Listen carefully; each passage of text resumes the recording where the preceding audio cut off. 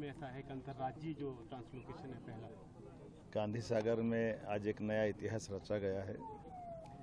चीता पुनर्वास की दृष्टि से गांधी सागर अभयारण्य में आज दो प्रभास और पावक हमारे दो चीतों को छोड़ करके इस चीता अभयारण्य को जीवित करने का प्रयास हुआ है। मेरी अपनी ओर से प्रदेशवासियों देशवासियों को बधाई। यशस्वी प्रधानमंत्री ने अपने जन्म दिवस के अवसर पर 2022 में मध्य प्रदेश को जो टाइगर स्टेट पहले से था चीता स्टेट बनाने का गौरव दिया। मैं उनका आभार भी मानता हूं और उसी मनोभाव के आधार पर हमारा पालनपुर कूलों के अंदर चीते हमने छोड़ करके उनको अपने वन्य जीव में सहज अभ्यस्त होने का जो प्रयोग किया गया है, यही कारण है कि हमारे अपने देश के अंदर सबसे अच्छी स्थिति में, बल्कि देश तो क्या दुनिया के लिए रिसर्च का ये एक अपने आप में उदाहरण बन रहा है कि मध्य प्रदेश के अंदर आबो हवा में ये चीता न केवल परिवार बढ़ा रहा है बल्कि अपनी उपस्थिति से सभी प्रकार की जीवन के लिए मूलभूत सुविधा जुटा करके उनकी ग्रोथ रेट ज़बरदस्त है। 80% से ऊपर ग्रोथ रेट, ये दुनिया के लिए आश्चर्य की बात है। कई और देशों ने प्रयोग किए लेकिन फेल हो गए। हमारे यहाँ तो एशिया महाद्वीप से भी चीता गायब हो गया था। आखिरी बार कोरिया में छत्तीसगढ़ के अंदर वर्तमान में तत्कालीन महाराजा ने एक चीता का शिकार किया था। उसके बाद से कई ये विलुप्त प्राय थे। अब ये न केवल जंगल में दिख रहे हैं बल्कि हमारे लिए ये अपना गौरव भी बढ़ा रहे हैं।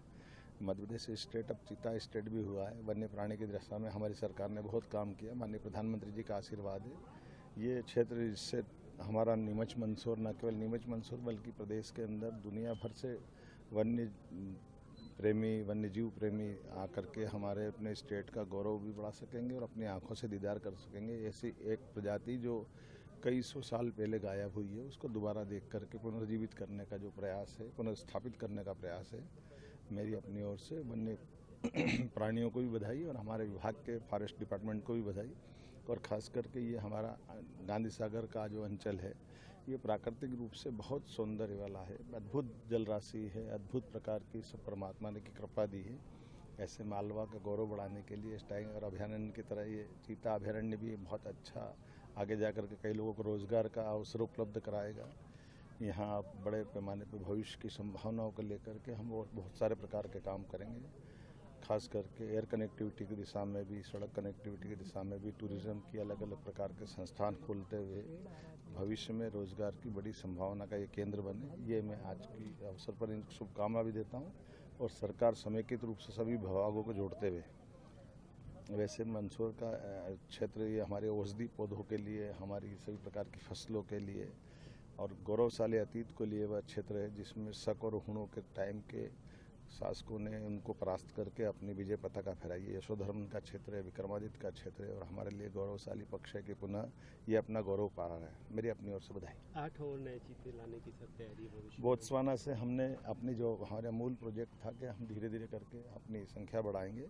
बीच में वन मंत्री आए थे, वन मंत्री ने समीक्षा के आधार पर ही ये निर्णय किया था कि हमारा दूसरा अभयारण्य प्रारंभ करना चाहिए। उसी का सिलसिले में आज हमने यहाँ 2 चीते छोड़े। मई माह में 4 चीते हमको और मिल रहे हैं बोत्सवाना से और वो जो 4 चीते हैं कोशिश करेंगे कि इसी अभयारण्य में हम छोड़ें। कुल मिलाकर के अगले 1 महीने में फिर 4 छोड़ते हुए 6 चीते होंगे। उम्मीद करेंगे आने वाले समय में और इसी प्रकार से बढ़ते जाए।